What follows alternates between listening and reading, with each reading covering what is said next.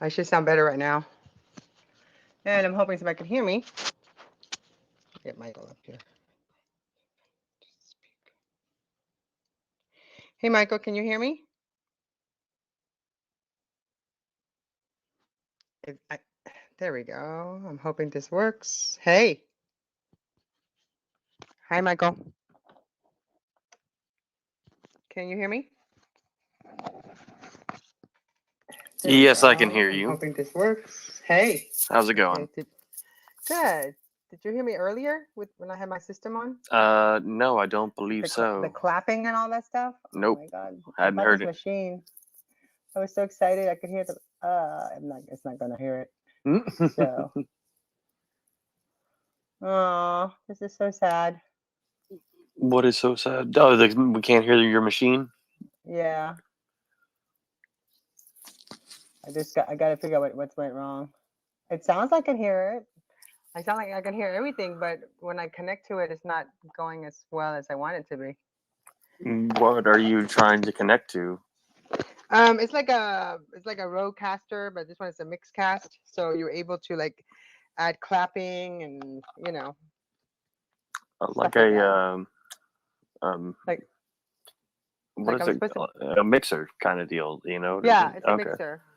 I just I'm don't know. supposed to be It's able to make another type of applause. thing. It's like what do they call it? Like a synchronizer interface. So you connected to like a whole thing, like on the computer and Yeah, yeah, stuff. it's a big machine. It's like $600 for the damn thing. That's why I'm very disappointed that doesn't work.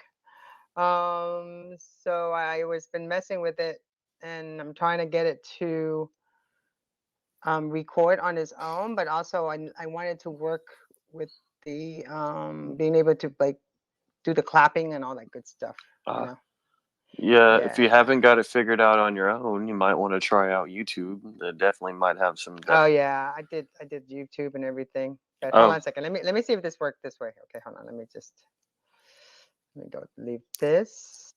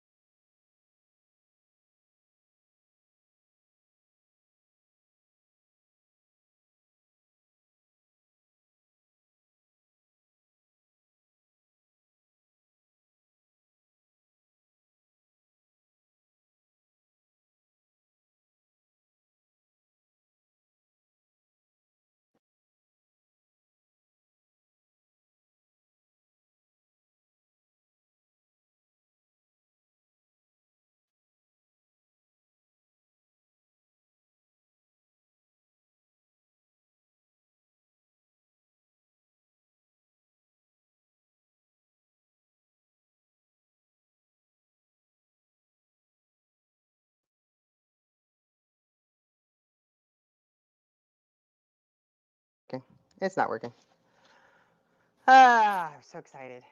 I was like, it's working in every way, but it's not connecting to my Twitter like it's supposed to be doing. hmm. So, it's supposed to work, but I'm gonna call them and find out. Yeah, that's a good thing. Yeah, try that. Yeah, because it's not. I'm not recording anything. I'm actually supposed to have Samantha on.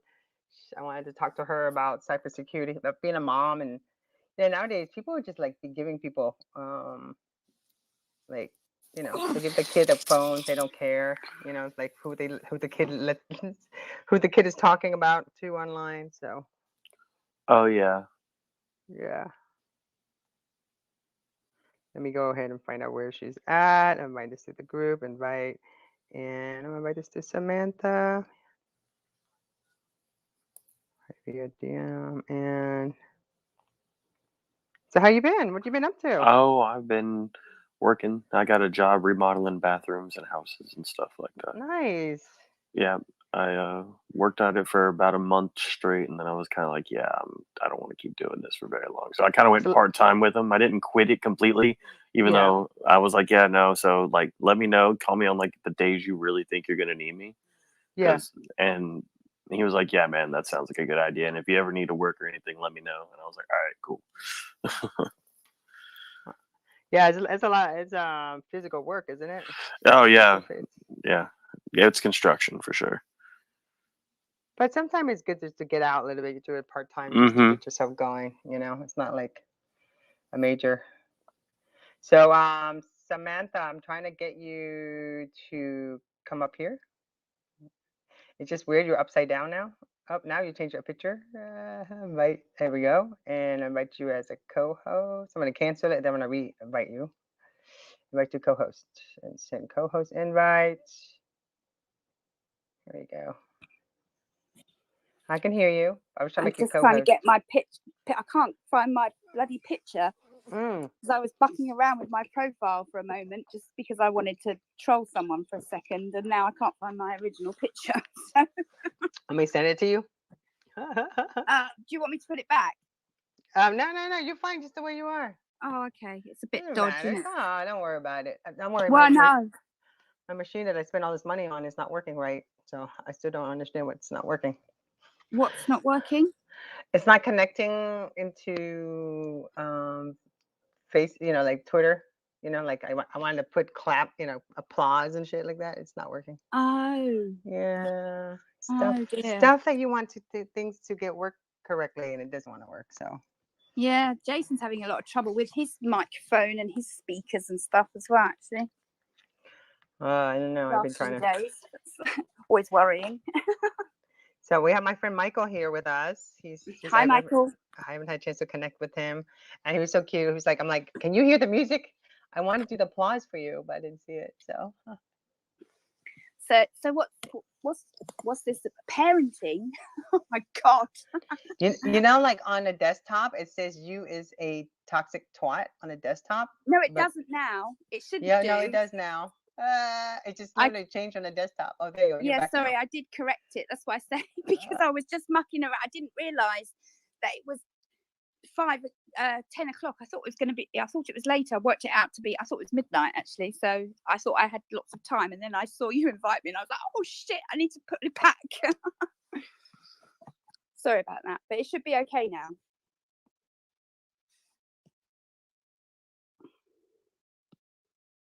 Hello. I'm streaming in the Women and Communication group page, and also on the Twitch social chats page and Twitch. And YouTube and social chats YouTube. So I'm just slightly nervous. why? I don't know. Shouldn't be nervous. You're good. You're good. So I am. Do I need to invite the guys? Yeah. Let's invite everybody. Get them in here. Let me tweet this out. Okay, I will too. Oh, sugar. Let me see. Where am I on my Twitter thing? Oh my god, all this work and the damn thing don't work. Jesus. And I was so excited. I wanted to be able to like impress you with applause and cool little gadget noises. It just wasn't gonna happen. I know. I've been trying to get one of those filters like you had, but I can't seem to find one for the iPhone that works. Oh no, for the iPhone, if you want to do a Zoom, you're gonna have to use trying to remember if the Snap camera does. I don't think so. It has to be like a desktop type of deal. Yeah, that's what I thought. Yeah, I just thought there might be on the off chance something. I've gone to, yeah, I didn't find anything, so I guess they're not. I think you can use filters in FaceTime, but I don't know whether that translates to using them in apps. Does it for videos? I don't know. I just look bloody old. I don't even know. That's why I'm like, girl, I hate the way you look on an iPhone. I'm trying to even look at myself on the iPhone. Are you kidding? Yeah, I know. That's what I'm saying. Here, like, okay, here, let's just get our Did you close? Did he close the space? Who? Alberto. I don't know. Oh, there he is. Yeah. Invite to co-host. I just wondered. I invited you to co-host. Cancel to co-host. Okay, so I invite you to co-host. So here, let me just send out the thing. So say we're live now. Oh, or is he in two spaces? I don't know. He's in here. He's his listener. I know he's still showing in his space, but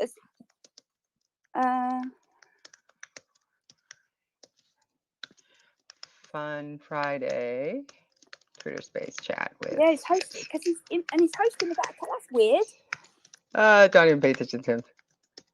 Can you be a listener and a host at the same time? Yeah, if you can log into another account. Join me now. No, but he's using it's the same picture, so. Oh, I don't know. Where's that feed from then? Okay, I am dorking beauty one about. Oh, my phone is so slow. What's the matter? No, I'm just having such a lot of trouble with my phone today. I disconnected my Gmail account has not been filtering the email through the iOS email client for some time, and I cleared out my cookies. I keep saying cookies, and I removed the account, and that's when that suddenly my settings had that picture of that guy. Yeah. In my as the picture of my iCloud account, my login. So, and I just it's like I just trying to, you know, when you swipe up or whatever, it's just so draggy, you know, it just doesn't want to work properly by any stretch of the imagination. Come on. Oh, don't worry. I just tweeted out that we're live. So let's just go ahead and start. And we got Alberto Yeah, I was here. just trying to tweet the group, send the I'm just trying to get Don't back. worry about it. They'll get here no matter. It doesn't matter. I'm just streaming this. I wanted to get to know you better. So that's why we're doing this. So if they want to be here, they'll be here. They'll show up. No worries. If not, they can I was just re-listen. trying to send it to the pals group, but it's just so slow and do it. There we go. I got it now, so it's cool. Okay, it's done. Let me get back. We got that. Here comes Alberto. Alberto? How are you? Hi, how are you? So are you listening to another Twitter space while you're listening to ours? No, I am actually I am not listening to that. Not listening to the other. Have you closed your but space? I am still hosting it because they're having fun. Apparently, I don't. It's want still to close. going. He didn't shut off his space. So how? Because it's the same account. Oh, I thought they might jump in here because it's all of our lot, isn't it? Sorry. I thought they might jump in here because it's all of our lot, isn't it? Yeah. Who I is don't it? know how you can host a space and be a co-host here on the same account. That's what's frazzling my brain. I'm streaming right now on my account. My desktop. No, I'm just saying that because it's Alberto's same picture, so I'm assuming it's the same account that he's co-hosting. Yeah, it's the same. No, it's the same account. It's the same account. Wow, can you do multiple then? Yep. Oh right. Wow, it's kind of cool. It looks the same picture, so I'm assuming it looks nice on Twitch. Wow, the way I'm streaming from another one, so it's black instead of white. So the whole thing looks, even the transcription and everything looks nice. Maybe because it's on this big gigantic computer, it looks nice. Yeah, it sounds good. Where are you streaming it from? I stream all my stuff on Twitch and YouTube and my Facebook group page, my Women in Communication Facebook group page. Do you have the URL for YouTube? Yeah, let me send it to you. I will send it to you. It looks really good. I'm really impressed, actually. Okay, and then we can start talking. We can find out what's going on. Oh yeah, and the Mixcaster does not work.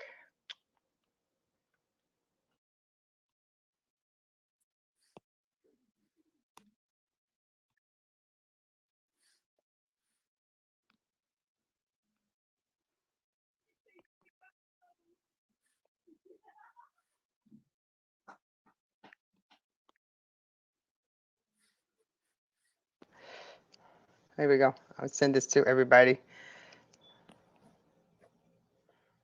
There. I just sent it to the group page. It's live. Okay, cool. Okay, everybody, we are ready to start. Hey, everyone, this is Tanya Schultz with Social Chats. We're streaming right now live on our Twitch station and our YouTube station, and also in Women in Communication group page. I'll be downloading this later on and uploading it into our Anchor account and uploading to our website as a podcast. So for today's guest, we have our good friend, well, my good friend. I've gotten to get to know her better and want to know her some more. And she's had some the stuff that she tells me blows my mind. So today, welcome Dork and Beauty. Her name is Samantha. Hey, Samantha, how are you?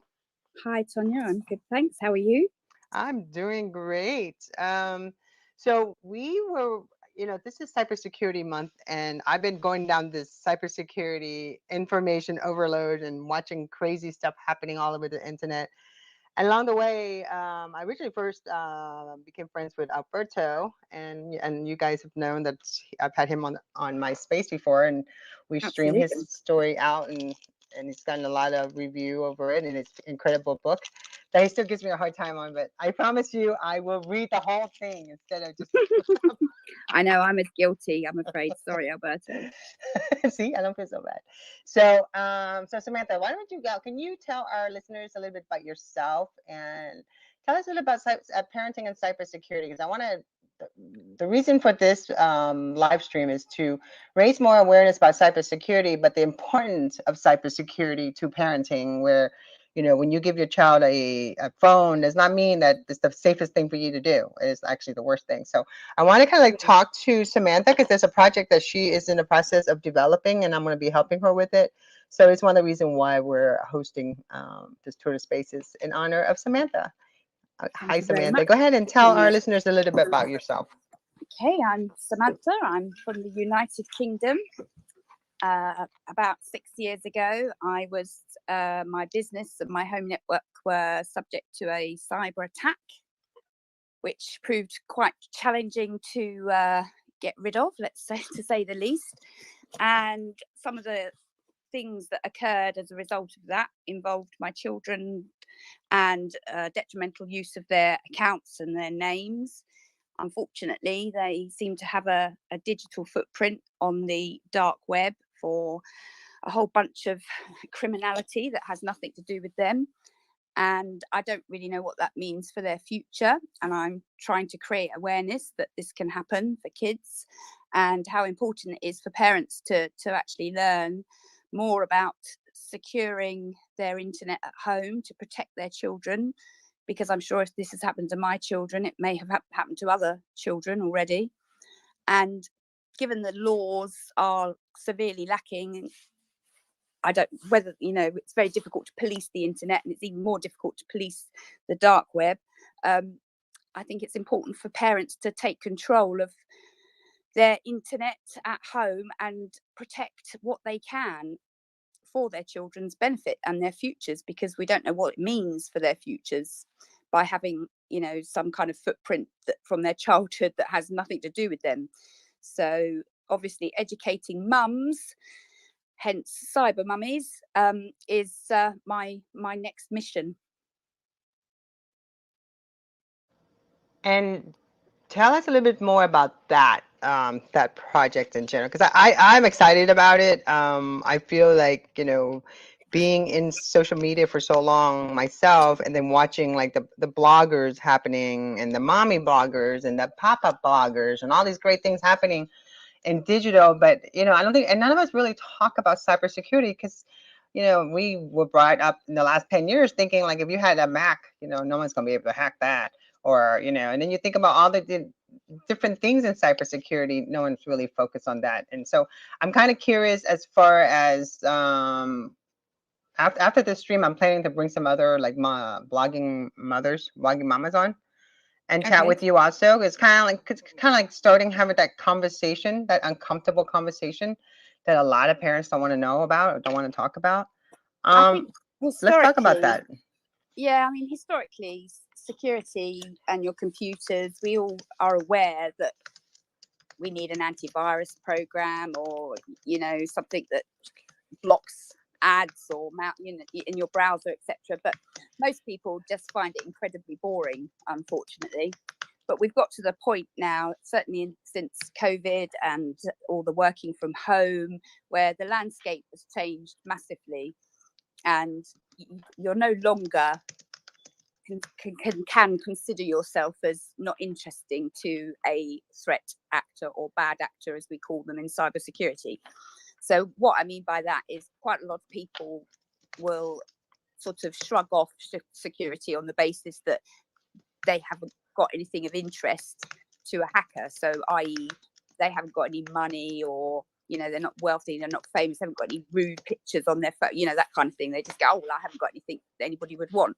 And that's a bit of a myth, unfortunately, these days, because they use all sorts of innovative methods to access not only your own device and your home network, but that they're always looking for ways into enterprise networks or government entities. And quite often people, it doesn't have to be obviously your child, but it can be the parent, could work at the NHS, or they could work in a government council or anything really. And obviously having your home network and your mobile devices exposed in a way that is not protected, actually a threat actor can get into your work network as a result of your connections in your device. So that's kind of where the landscape's changed, and that has made everybody a potential target really in the cyber security world. So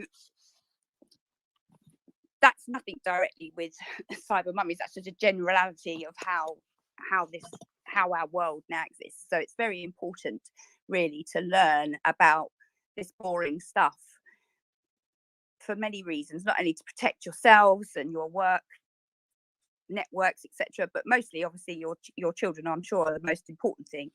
And as I say, what happened to my kids is they were doxxed on the dark web, their accounts were used, their names have been used, we've had all sorts of problems as a result of that. And the big question is, how does that play out in their adulthood? So this is something we don't know an answer to, but I feel that because it's been so heartbreaking for me along the way, and some of the things that have been found associated with my children, including child pornography, which of course is horrifying for any parent. There's just some images on the dark web that reference my children's names. How that I'm not entirely sure how that plays out, but of course nobody wants that, do they? So it's not actually my children, thank goodness, but still their names are associated to it. So what we need to do is obviously teach mummies all about just some basics really to start protecting themselves and their networks, etc., etc.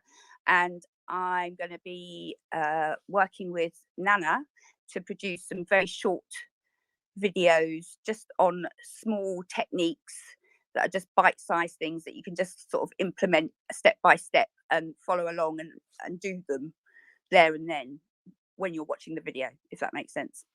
So that's the plan anyway. So I'm new to all this sort of YouTube-y, streamy platform stuff.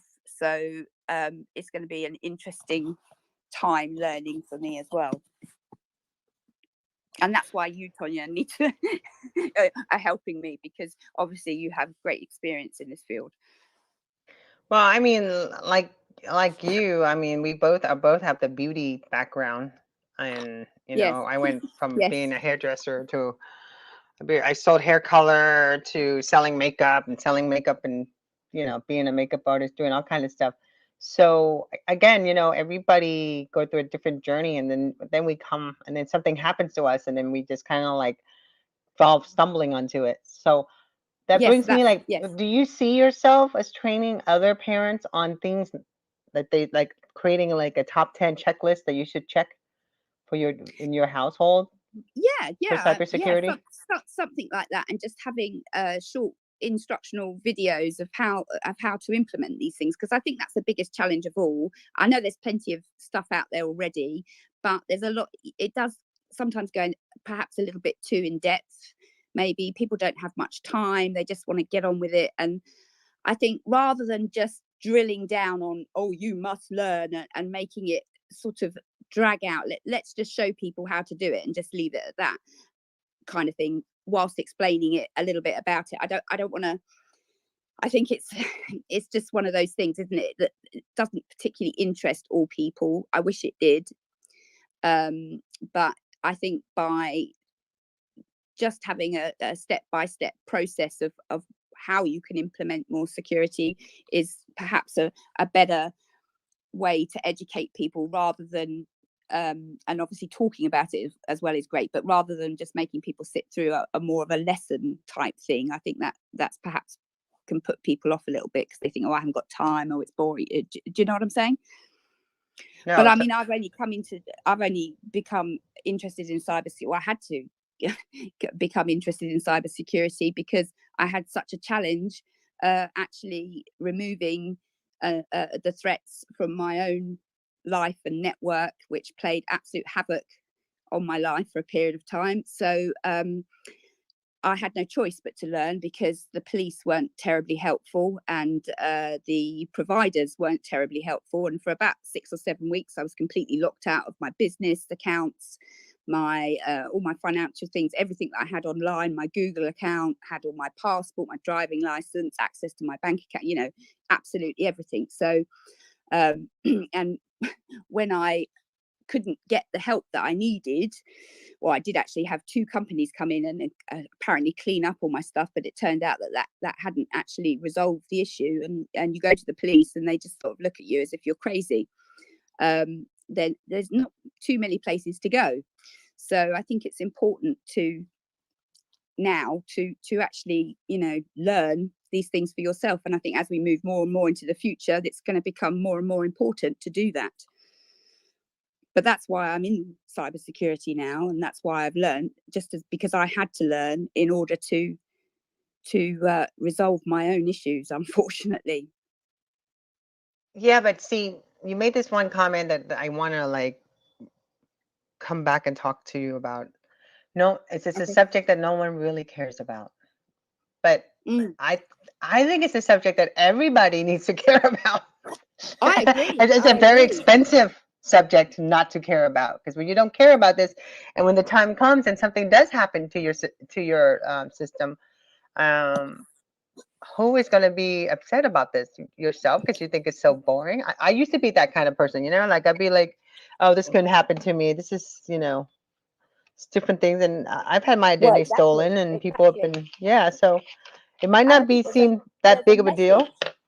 What? There is What? a message that's given out quite often, especially by a lot of security people, is that there might be something might have happened, you know, some kind of breach has happened, and there seems to be this message that it goes out saying, well, if you're not rich, famous, or, you know, involved in government work or something, you won't be a target. And they continue to sort of push this message out, and I think that actually has a detrimental effect, because that's why people think that it doesn't matter if that, you know, they wouldn't be a target anyway.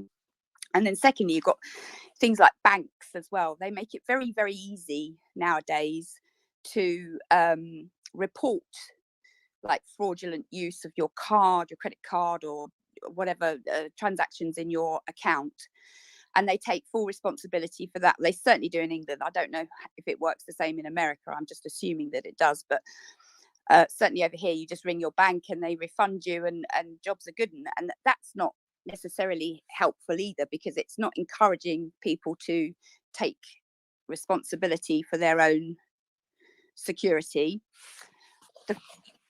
Unfortunately, it seems to be the way that until you actually experience some kind of horrible event in your life that means you've been breached, or had something stolen or whatever, that seems to be when people get involved in understanding security more, because suddenly they feel it's like being burgled, really. It's no different, you know. It's like, why you wouldn't leave your front door open and go out and just let somebody wander through your house, rummage through your underwear drawer and take whatever they want. And it's the kind of the same with our devices and networks, but it's just it's just getting people to understand that. And I think, unfortunately, as I said, until something actually happens to people, that seems to be the turning point in their lives. I don't know why. I wish I did.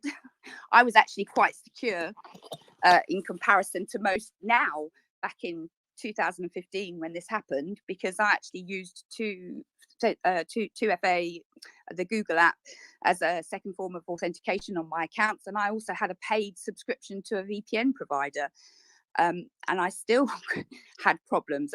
There was something quite targeted about my particular attack, but so that's not a generalized thing, but you know, it doesn't matter. You can still be implementing these things and you can still get hit, is the point I'm making. And So, it's very no one is difficult. safe, really. It's just being due diligent. Absolutely. I don't think anyone's safe at all. I think that, you know, it's certainly with the amount of, I don't want to start talking about technical stuff, but something called 0 days and bugs. It's bugs in software, basically. And some of these bugs are quite minor and can allow a bad person to do not very serious things. And then some of these bugs are much more serious and can actually allow an attacker to take over your device or an account. And if they take over an account, they can get into your device and vice versa. Once they get into one thing, they generally can find their way through the little bugs into other things as well, and ultimately will end up just owning everything in your network. Oh my God.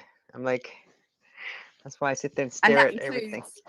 Yeah, that includes taking pictures of your kids, potentially taking pictures of you on your devices. If you have obviously an iPhone or an Android device, they normally have a camera on the front.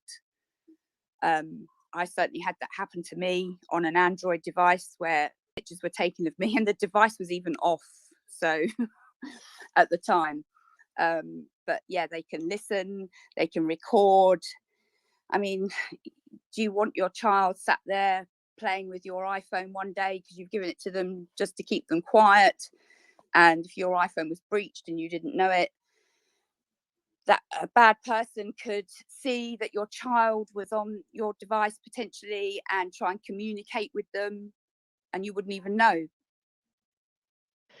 How would that make you feel as a parent? That would make, I would just, oh my God, I would just freak out. I freak out being like, that's just, and it's such a common thing nowadays. I think it's happening everywhere.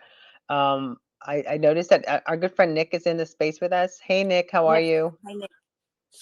Hey guys, I just now got that router set up, the one we were talking about for signal intelligence and site survey. I just labeled it. I mean, I put my sticker on everything, so that was why I put that picture up there.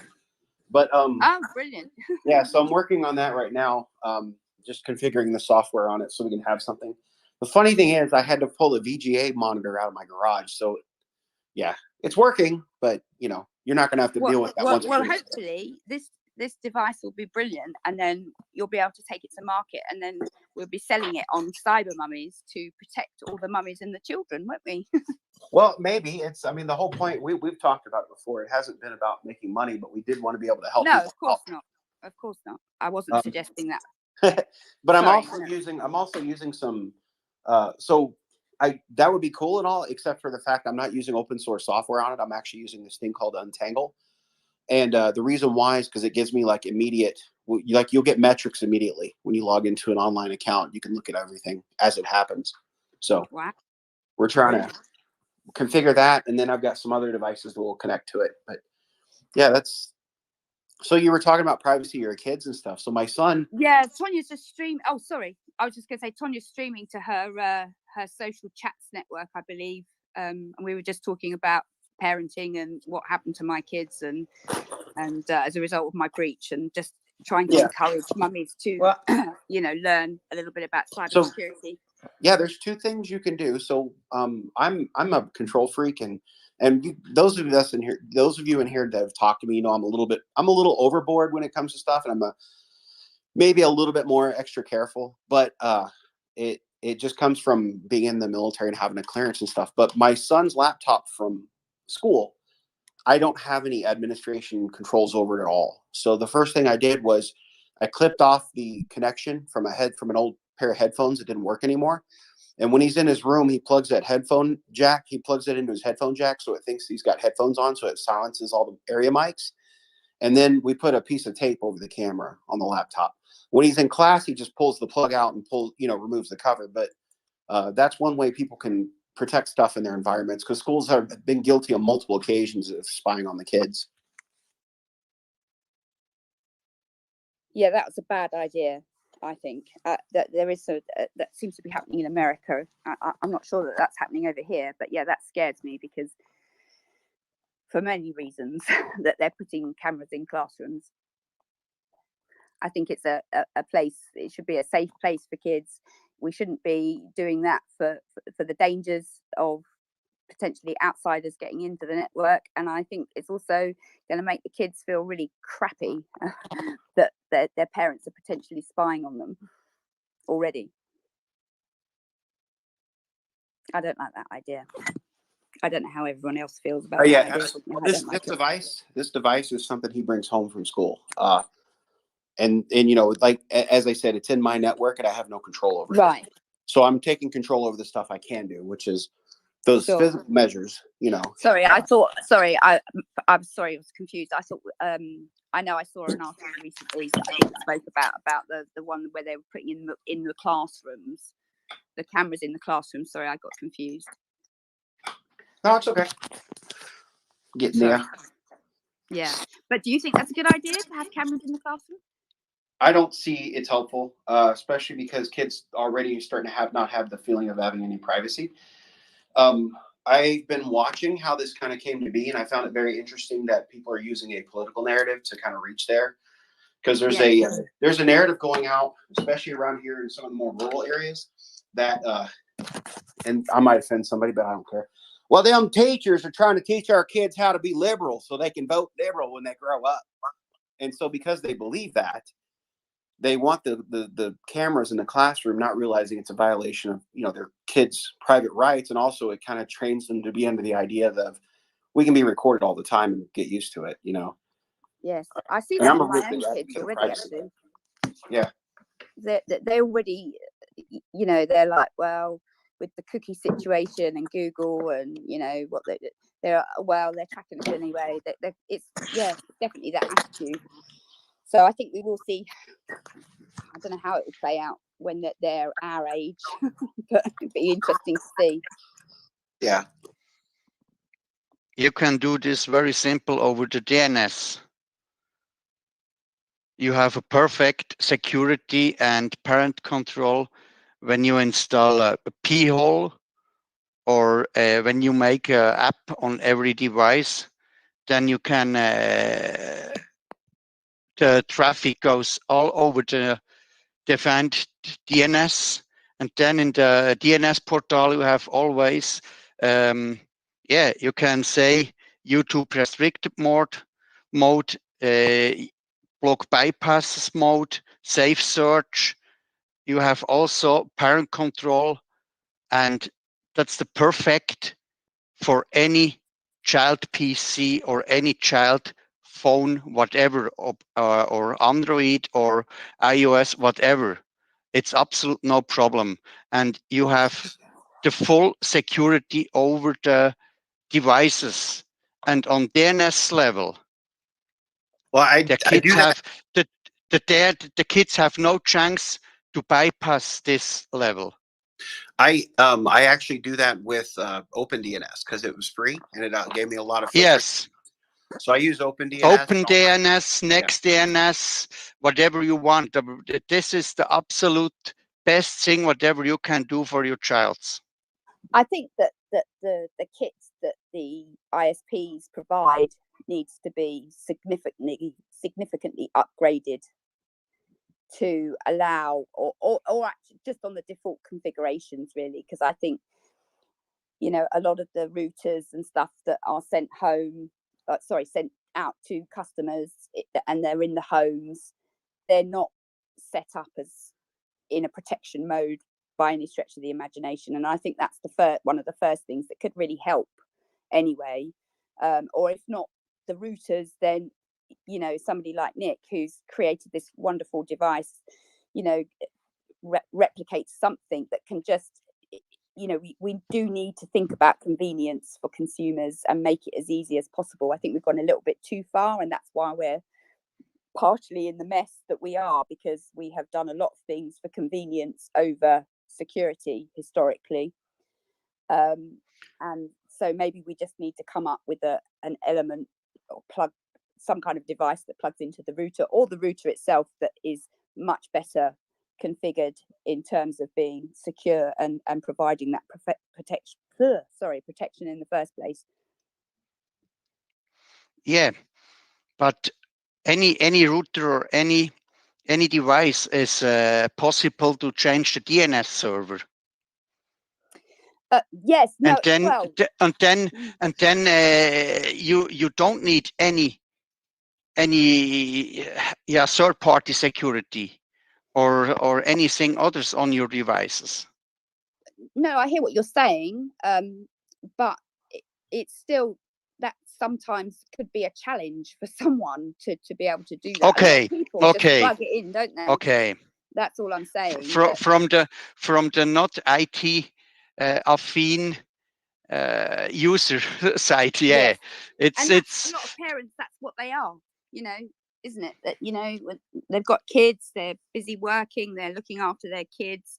Unless you're inclined to IT in some way, most people just plug it in, the light goes green, and everybody connects using the generated or the default username and password that it comes with. I mean, all the things that the basics that we try to teach in cybersecurity are quite often, just ignored, and people just want things to work. They just, there you go. That's what I'm saying. The convenience over the security issue, that's the bit where we've got it wrong. I think we need to focus more on providing more secure items in the first place if we want to continue on that path. Well, I think that's easier than teaching people in some respects.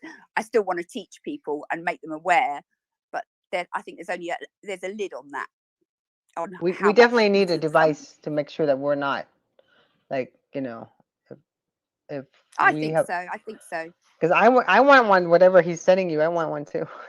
I'm looking at it like, oh, look at that one. I want one of these. Well, we've managed set precedents really to the consumer by providing these things at a convenience level and not a secure level. So whether we can retract that, I don't think we can go that deep with teaching people security.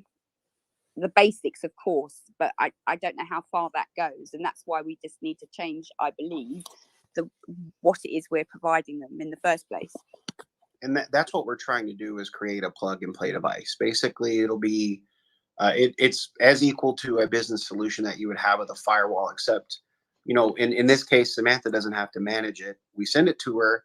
We have purview over all the traffic. We can look at filtering. We can make adjustments, and so on, to make sure her devices work. But the main point of this, I mean, those are all just extra little things that are nice. But the main thing we're trying to do is get a good site survey, because there's persistence in her environment that we're trying to figure out where it's coming from and how we can handle it. And none of us are able to get anything based off of separate devices. So we're using a centralized. In this case, it's it's a firewall, a multi-layer firewall that also serves as a Wi-Fi router. And then I'm going to have some other devices that are connected to it that will be constantly looking at RF in the local area, just to see what kind of ranges are being transmitted, and also a wireless. There's going to be a device with a wireless promiscuous mode on it that we can connect to and look at it for a site survey, like anybody would do for a pen test or a corporate level site survey. And we managed to keep the price of this under $200. So it's kind of the point. Keep it cheap and usable. How does it work in America with routers? Because or routers, should I say? I like the way you sound. The way you say that, routers. Yeah, well, I like that. I've heard myself saying router more and more these days. Obviously, in England, I call it a router, but obviously the American router, and now I seem to be saying router. So, but what's the situation with so if you sign up with an internet service provider and they give you a router, is that how it works over there? And you'll have a contract for a certain amount of time, and then you bin that one, and then you pay yearly. Move on to the next. I mean, you pay monthly on it, type of deal. I actually a couple of years ago, when I got a new service in my house, my other house. And the guy came to give it to me, and he gave me the router box, but it was already open. It wasn't sealed. It was like it was Ooh. used. I was like, "Isn't this used?" He goes, "No, no, no, no. I actually opened it." And I'm like, "But I don't feel comfortable with you opening up something that's supposed to be mine." Accidentally opened it. Yeah, That's he's an like, "We didn't interesting use one. this." I'm like, and it gave me like such a. I was so uncomfortable actually, and the way he was just so nonchalant about it, and I'm like thinking, "This is how you can get into my house." You know, Absolutely. It's just like through giving my you a front router. door key, isn't it? You might as well just go there. Here's a front door key for my house. Yeah. Use it whenever you want. So that's the kind of conversation that I would like to. I'm gonna be talking to some other, because there's some other mommy bloggers and different daddy bloggers, and maybe you could do they do podcasts and something. I'd like for you to get involved in those type of community, because the conversation is really important, and there's not that many people, not many mommy and papa, they call them papa bloggers, are talking about this, unless I'm missing out, because they usually talk about the kids' clothes or what kind of stuff. Sure. So the blogging mothers over here get like big perks, like from Disney World, from like like Target. You should see some of the stuff that they get from Target, and the promo that they get.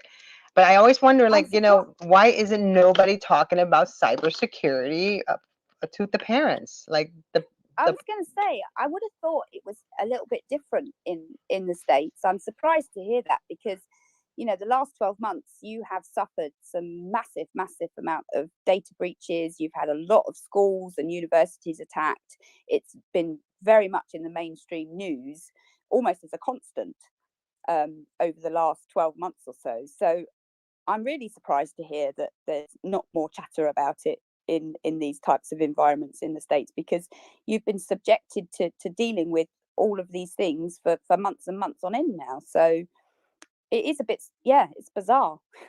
Like I say, I think the topic that people just perhaps just find boring. Maybe we can do some kind of survey about it, because people must. I know people in America are very aware, especially. I mean, you only have to look at the healthcare situation over there. You've had so many healthcare providers breached and all sorts of information exposed about people. You'd think that would jolt them. So I don't think in the UK we've had quite as much, certainly not that's hit the national news in the same way, that's for sure. Yeah, it's kind of crazy that they're not. I'm looking at some of the group pages on Facebook right now, and there's not, like I said, there's not much conversation or education on about parenting and things that they need to be looking out for in cybersecurity. And with their children. we haven't talked about things like the grooming side of things, and the also the mental health of teenage girls, and Oh my some God. of the stuff that's come out with the Facebook stuff, and how Facebook know that their Instagram app is damaging the mental health of teenage girls potentially, or people that feel bad about themselves, are going back to use that app more and more, and getting more depressed or down on themselves, and considering suicide as a result. Things like that. How do you spot that in your own child? That's really important stuff to be looking at and talking about, and also taking Facebook to task about. So I'm really surprised that there's not more chatter in the US, because there's so much going on in the US. Yeah, this is a problem of the society, and this is horrible in my eyes. Yeah, no, I couldn't agree more. I mean, I hate Facebook with a passion, but and all their products. But of course, a lot of people rely on it.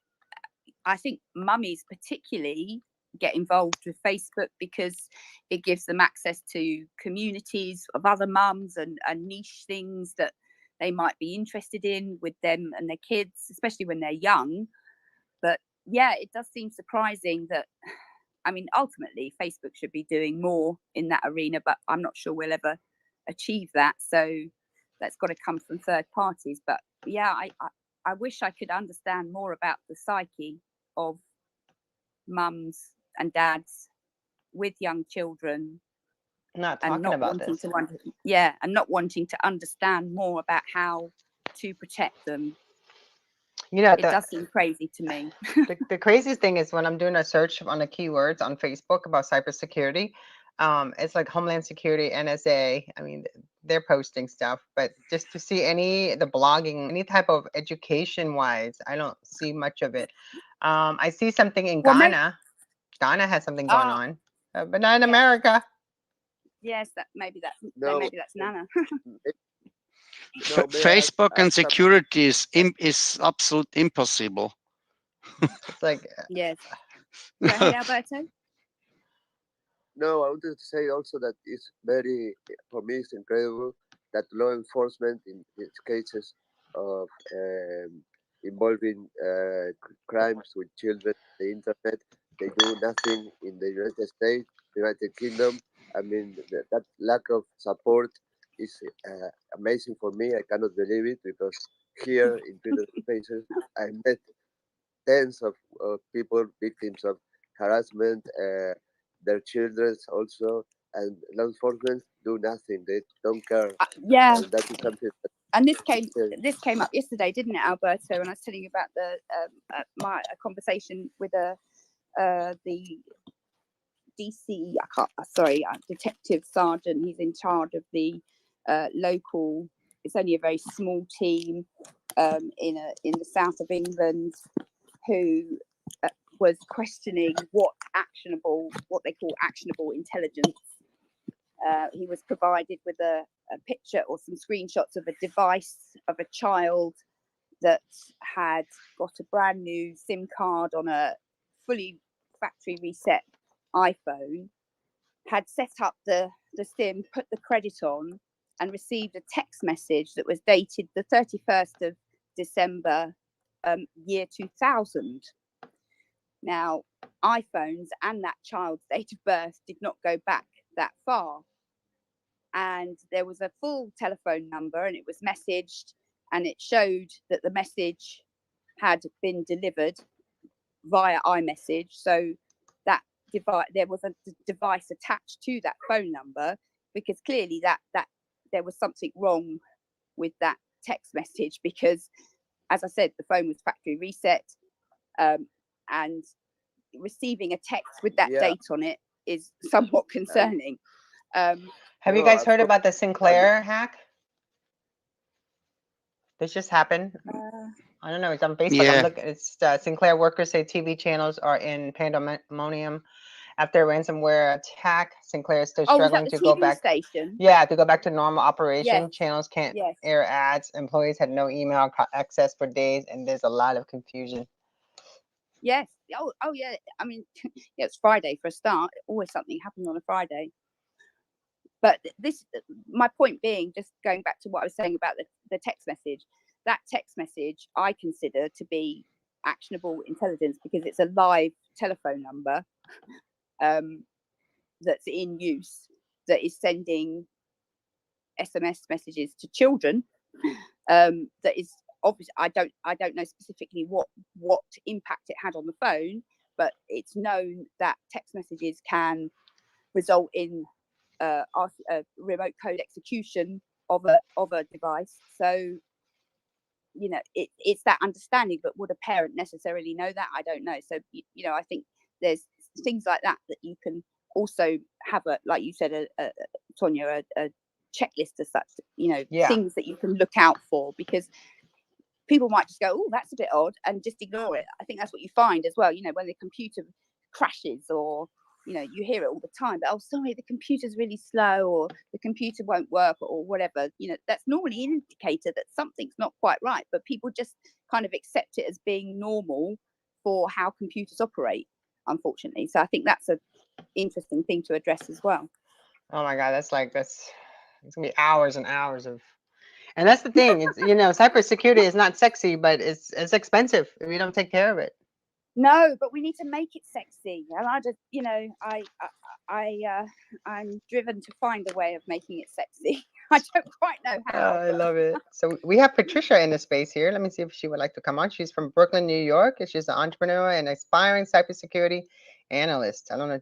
Hi, Patricia. I hope you join us and share your thoughts. It's like I said, it's boring, but my God, it's an expensive thing if something happened to you, and it's something that people don't want to talk about, but they need to, especially now we're going into the holidays with all this online shopping and mobile shopping, and Yep, there's that's got to be a definitely list of things to do. definitely picks up at this time in the holiday seasons. Mm-hmm.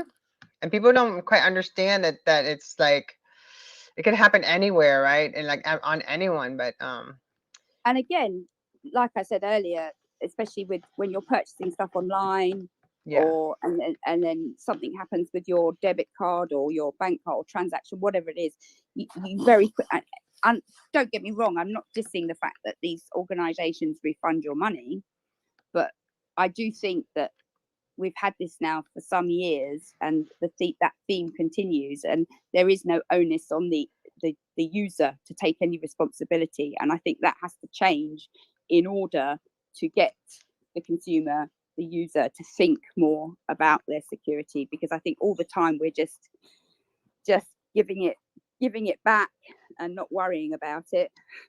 That doesn't encourage people to become more security focused.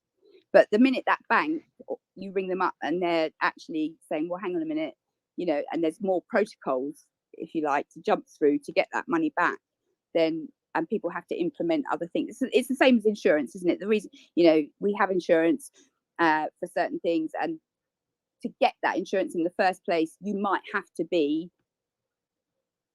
adhering to a certain policy or certain like PCI, or sorry, I don't know how to put it into normal terms. You might have to adhere to specific rules in order to get that insurance policy in the first place. You would have to have certain things in place to be able to have that insurance, No, to make for it. example, Do you understand in what my I'm house, saying? Yeah. now if I have to insure for the insurance of my house, my insurance company requires me to have an alarm and certain requirements in the lock of Yes, the door. Uh, that, that's yes, example, I that's think. exactly it. And I think that's what needs to happen in the way that we pay out or refund individuals for these breached accounts or debit pay, whatever it is. I don't want to make it all the user's fault, but I think that shared responsibility needs to be more prevalent. Personally, I don't know what you guys think.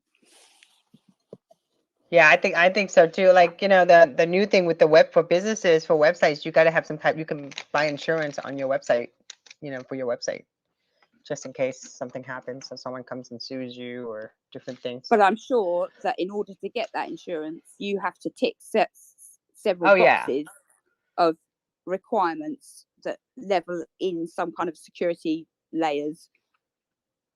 I'm not even quite sure they was going to give me a proposal. I'm still haven't found out yet. I had to get. Oh right, I had to buy heard of that. I had to get this company, and they I had to make sure I had all this legal jumble mumble that my website. I'm not giving medical advices. I'm not doing this and that. So it's very yeah, definitely. I mean, there you go. I mean, just that alone. Yeah, other industries are doing it with all these different things, and as I say, I think the banks are a brilliant starting point, personally, because we all need a bank. We all have to pay things, and whether we do that via a bank card or a online transaction house like PayPal, but if it's that easy to get refunded, because I know that there are lots of groups of certainly younger people that now they just call the bank and say, oh no, that was fraudulent, get a refund, change their phone number or something. And it's becoming a thing now to just, oh well, it's so easy to get your money back. It's just becoming something that people do, and that's really detrimental. And the fact that it's going down that road, I think, and it actually shows that it needs to change, I think. Well, I'm hoping that the more people get awareness and getting oh look, that's Tara. I haven't seen her forever. Getting people like yourself in front of them and to talk about it. Sure. Sure, but it's about who wants to listen, isn't it? That's the Yeah. other thing, and that's why I think, you know, it's just got to be short, sharp And treatment, simple, right? And simple. and Yeah, also, but the biggest handicap is we can talk, we can write, we can talk, we can write, but no one is interested in security. no, and This is the that's why I biggest say issue.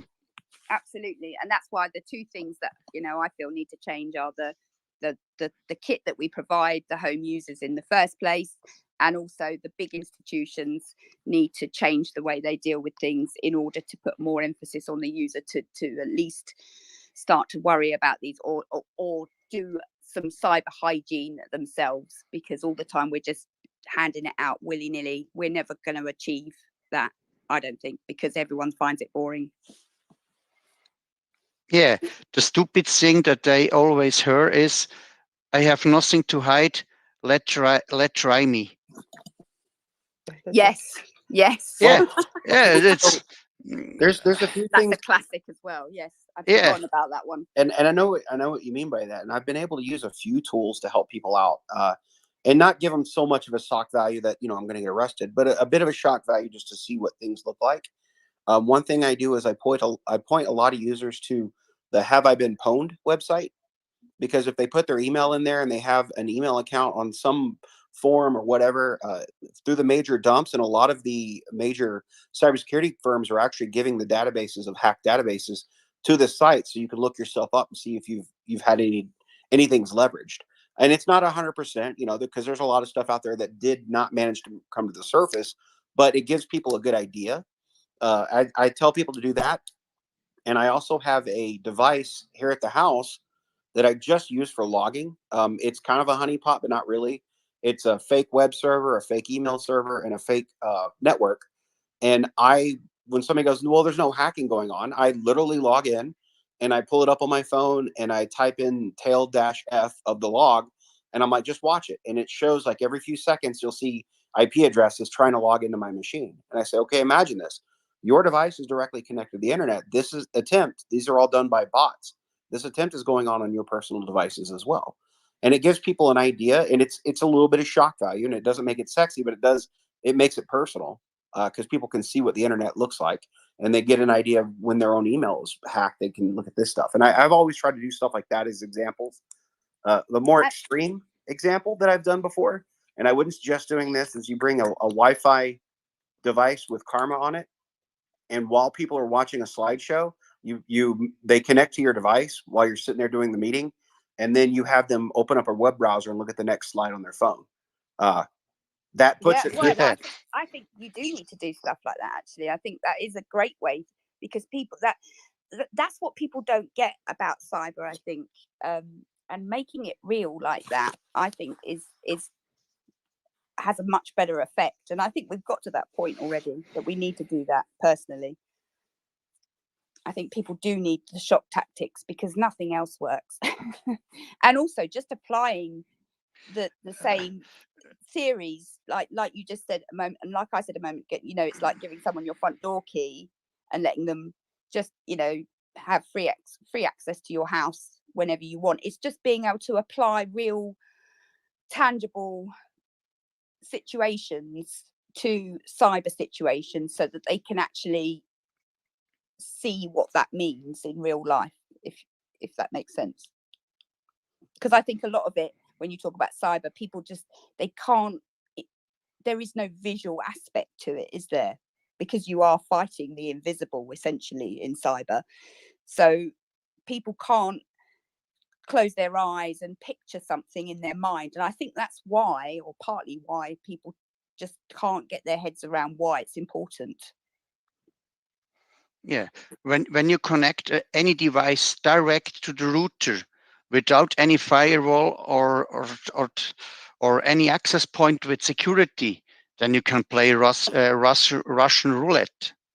Yeah, you have, but how do you describe that to someone that doesn't understand what a firewall is, what it does, and how it protects them? That's the reason why I say change the DNS server to No. open DNS, and then you have much more security No, I know. without any firewall. No, I totally get what you mean, but it's finding something in real life that a person can associate that with, that is tangible, that's visible. That's what I'm saying. I think when you say that to somebody that doesn't understand what a firewall is, doesn't really understand what an IP address is or what DNS is. I mean, crikey, there are support staff that work in telcos that don't know what bloody DNS is. So if they don't know what DNS is, what hope does the consumer have? But it's finding real life, tangible things that people can physically imagine to describe the security features. That's what I'm trying to do anyway in within the Cyber Mummies thing, because I think it's the only way that we all learn by visuals better, I think, as well. Yeah, make a real time hacking workshop with this mommies and also daddies. Yes, but by using things to, visual aspects that they are used to seeing to compare. As I said, I know I keep harping on about it, but like leaving your front door open or whatever it may come to be. That's actually how I think of ports on a router personally. But that's what I had to do when I first started to really learn about the basics of networking and stuff, so that I could, because it is really, really hard, I think, for most people to get their head around, especially if they don't really have any real IT experience or have not had to deal with any of these things. It is, like I say, it's because it's the invisible. It really is invisible. Well, so you were saying about making it visible, making it there. I actually just posted a screenshot from the type of stuff the router is presenting. It gives you a really good network map. It shows what kind of connections you're making in your sessions.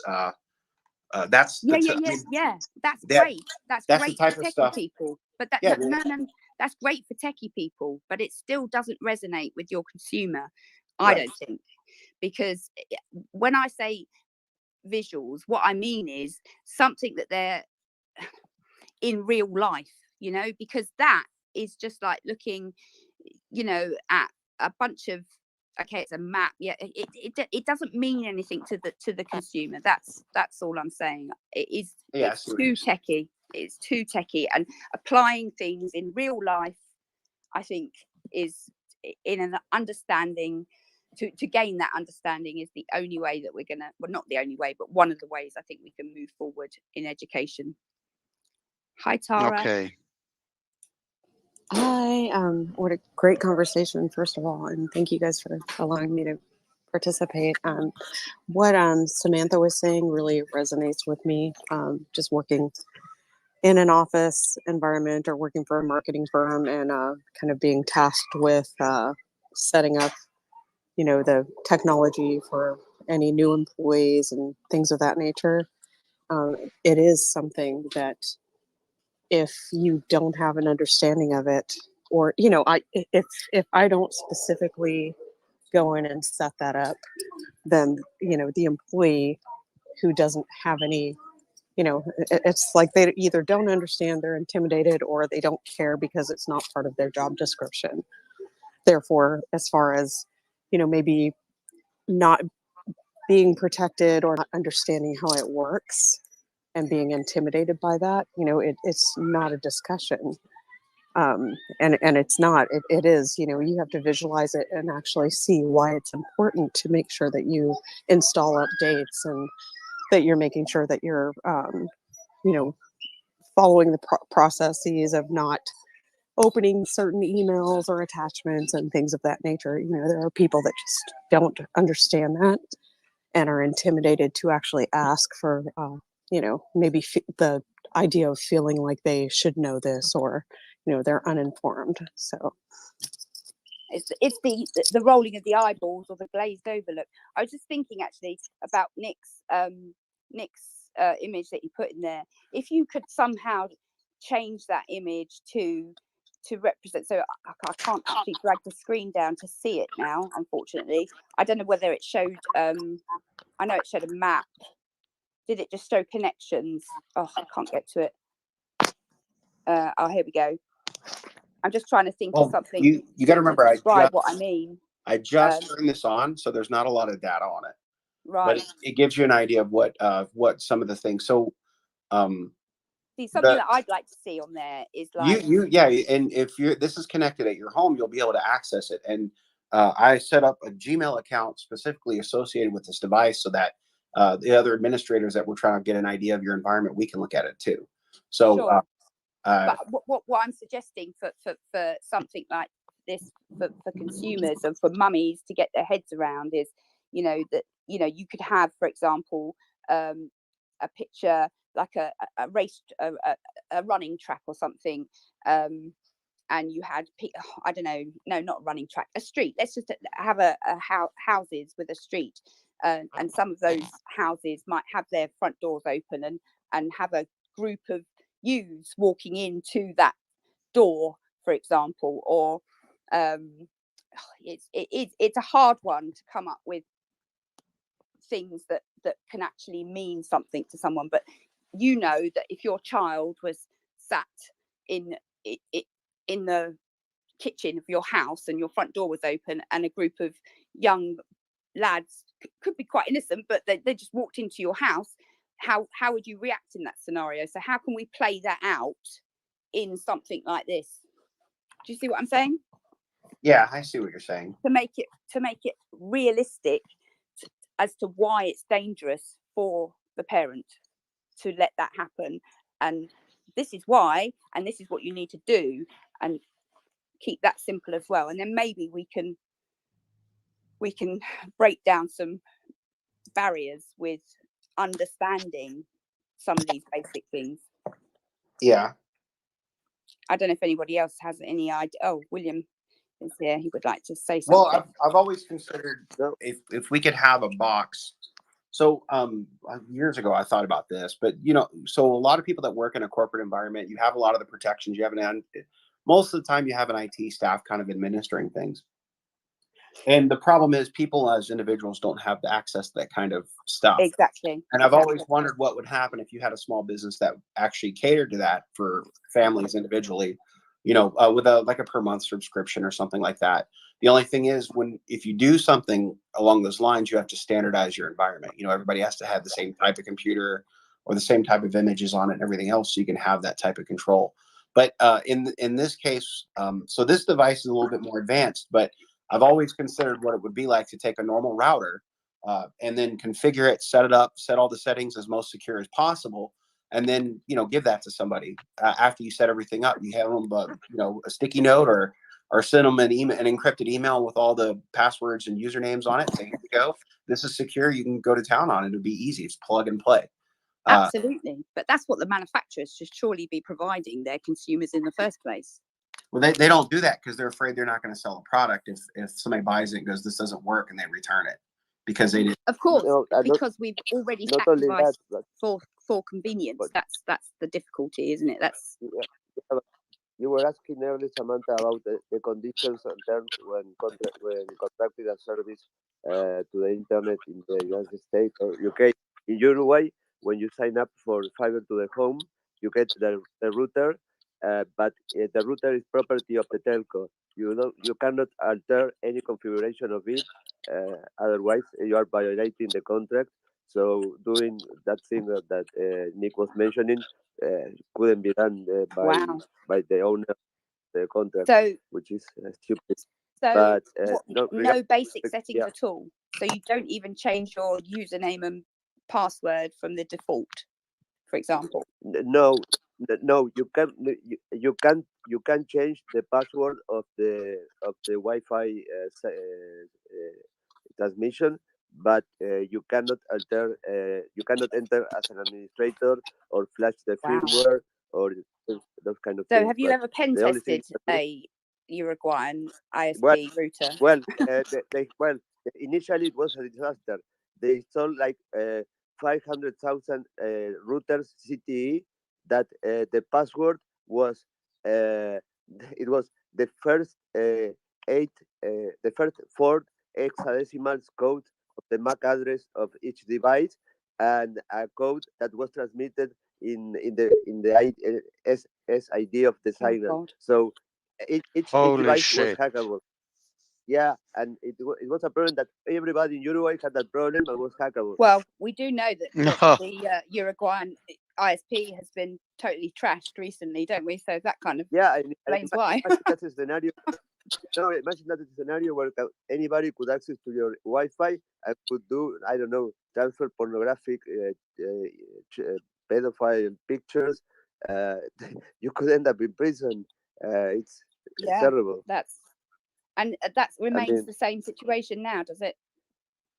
Yeah, unfortunately. Yeah. And regarding what Wow. you were trying to say with analogies, well, when I was a kid, my parents told me not to talk to strangers. Nowadays, the same we should tell to our children in social networks. Do not talk to strangers. I Absolutely. mean, the same thing that we were taught when we were children. Well, in this new cyber world, we should try to tell the same thing to our children because some things remain. I mean, they are The in contact. fundamentals still apply. They're just slightly different ways in which they're implemented, isn't it? So that's that hasn't really changed, has it? So, and same bullying at school or bullying online. Exactly. You know. Exactly. Yeah, that's right. But that's what I'm saying. It's, I mean, I don't know how we would solve that issue in Uruguay. That's for sure. If your government or the ISP, I mean, I don't know who runs the ISP. The worst part is that the fiber to the home is a monopoly of the government, so you cannot choose. I mean, Right. it's either that way or the highway. Okay, well, obviously in Uruguay, there's not much we can do at this time. But you know, I guess, does that mean that they're liable in the court of law if something was to happen? Well, Well, we need a lawyer to answer that question. The telco will never be liable for anything. Right. No way. No, that's. I mean, obviously there are places that would be very difficult, but I think in a lot of Western countries that that's not the case. I know it's different definitely in America to how it is in England with the ISPs. Yes, you pay a contract fee. I mean, I don't have to use a BT router, for example, with a BT broadband account. But if I don't use the BT router, they won't provide me with support if something goes wrong. But I can use a different router should I choose to. In Switzerland, you have the right for anything to change in the routers. You have a default password. You can connect to the router, and then you can change anything. SSID, password, router password, wherever you want. You can set the router on a bridge mode, and then you have full connect with the firewall behind or an whatever you want. In my case, my OpenSense firewall, then my home lab. It's absolute perfect. Wow, you're very lucky. Yeah, I'm very lucky. So guys, it's about 6:18. I want to be. This is my. In Uruguay, the laws say that the router belongs to the company. You cannot alter it, but that doesn't mean that it doesn't come with default username and password. It's not good. Alberto, Samantha, I attend. Yeah. Hi, William. I've attended a cyber conference in Delhi, in India. You know, the most surprising part was in the mobile communication. One IP, they have given it to the 4 to 5 users. Means it was very difficult to track in terms of cybercrime or any kind of. Means it's very difficult. Means the kind of the way they were distributing the IPs from the same station from the same company, because the monopoly over the 4G in India is very limited. So that's how it's very difficult to track in terms of when the IP address or something has been is about to tracking or something. It is the most frightening thing, I think, in terms of attribution and actually holding people that do bad things to account. It's so challenging to that's why I say it's like fighting the invisible, because it really is like fighting the invisible. But that invisible person could be next door, or they could be across the other side of the world as well, which also brings a lot of difficulties in policing it. And I don't think we'll ever change that, unfortunately, in the sense that you have to be dynamic with the way that you do these things. And that's why I think we have to implement the changes in the actual devices that people receive, and change the way we think about things. Like you weren't here, but I'm a big believer that the banks are doing us an injustice, because for years now we can have credit card fraud or various things, and you just ring the bank and they just refund you, and there's no emphasis on the user to sort of perform cyber hygiene techniques on their passwords, or questions, again, stupid questions to get back into your account if you lose access to it, in the sense of what was your first pet's name, and it's so easy to social engineer. And the leading institutions that are attacked the most, one being the banking industry, should be really leading by example with these things. And that's why I want to see them toughen up their rules and how they deal with people that have continual crime or fraud on their bank accounts and credit cards and things. Because if we make it a bit more difficult, and with applying the analogy of insurance to it, you can't get insurance, like Alberto said. In order for him to get his house insurance, he has to have an alarm, and he has to have a certain kind of lock and various things. We need to be implementing that kind of strategy with consumers in order to make the claims to get their money back. And that way they'll have to start thinking a little bit more about their security and what they're doing with it, and regularly changing their passwords or updating things, that kind of thing, if it's not so easy for them to get their money back.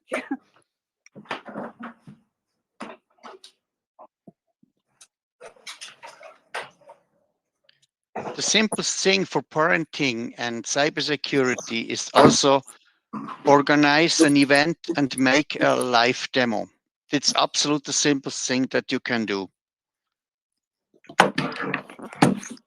Yeah, but I think it still comes back to the same thing that I was saying earlier about applying something in real life. Good evening, everybody. Hello, Samantha again. Hi. Sorry, we're just, that's okay. That's okay.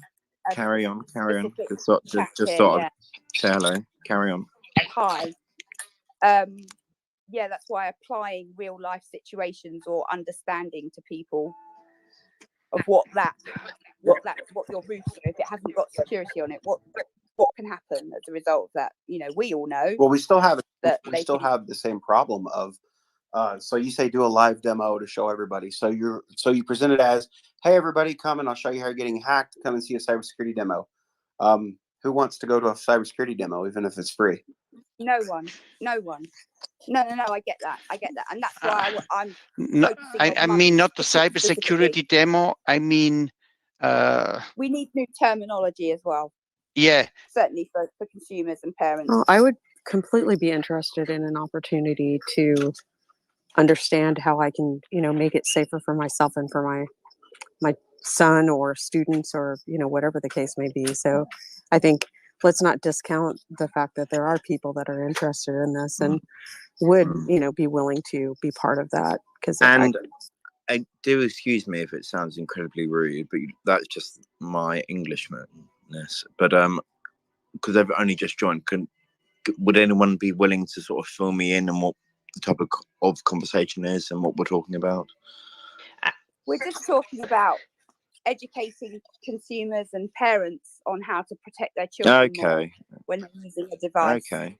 Because well, we're giving our children devices younger and younger now, and well, people in Samantha, cybersecurity are well aware that if it's any a child consolation or any help, I am, I am very, knowledgeable in that aspect of things where it comes to that sort of thing. So because I am a 25-year. You're not a child. No, but I'm a 25-year-old, and I was one of the few of my generation that grew up in the time where it happened before our eyes.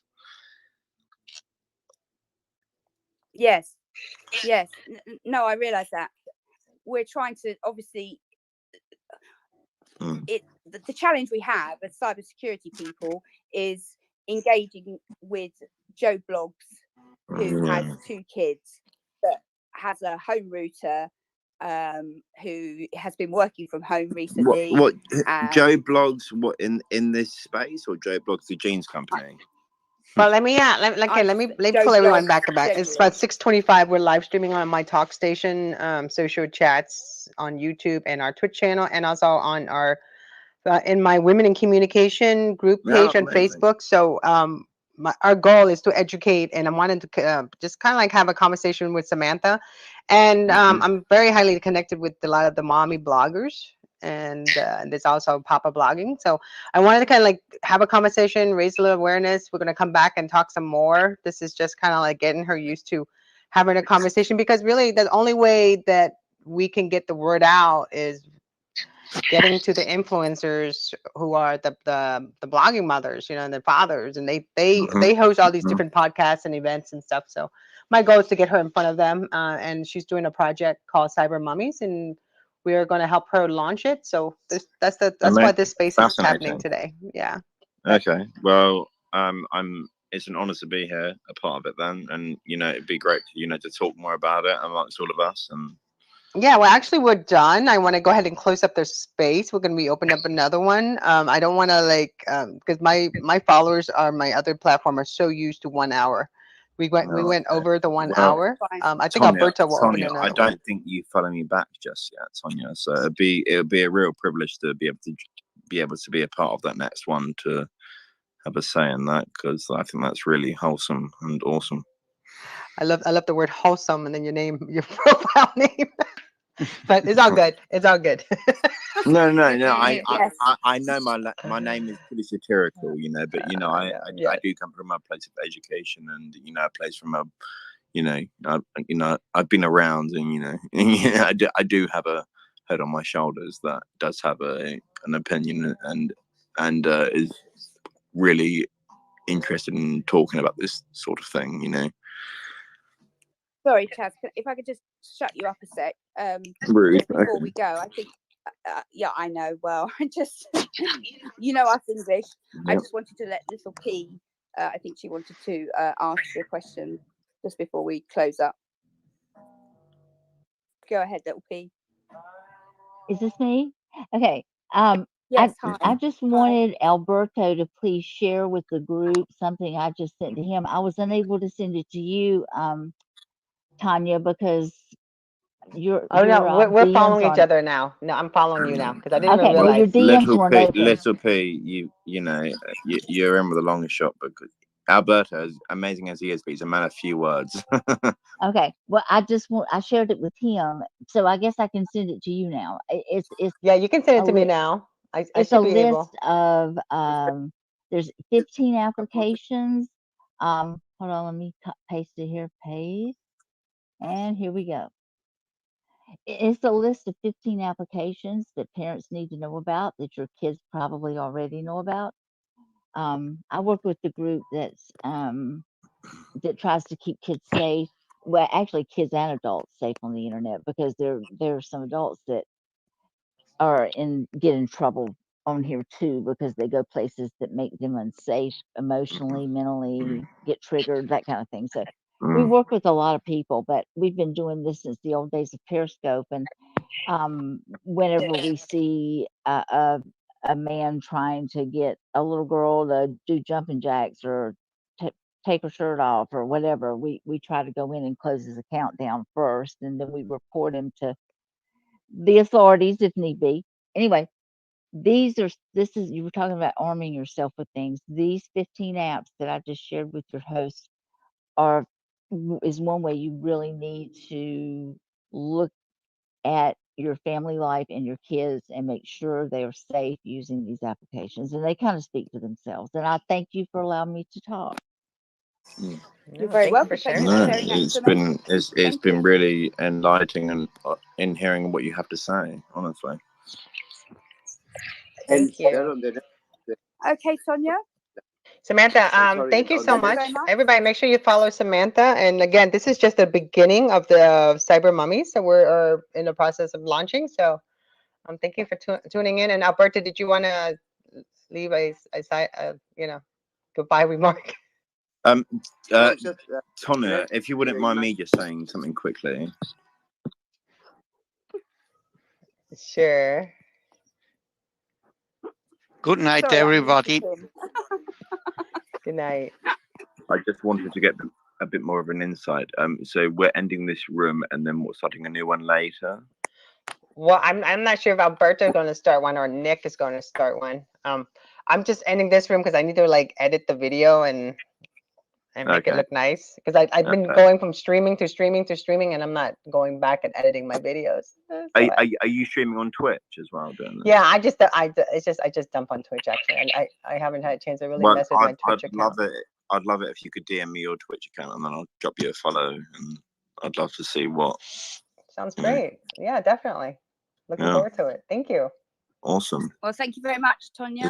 I'll talk to Thank you you so soon. much, Samantha. It's been an absolute pleasure, ladies and gentlemen. Thank you. Thanks, everybody. I appreciate you guys. Thank you. Bye. Ladies and gentlemen, Samantha, stay God I bless. just All the request best you to you follow all. back. I couldn't able to see your posting.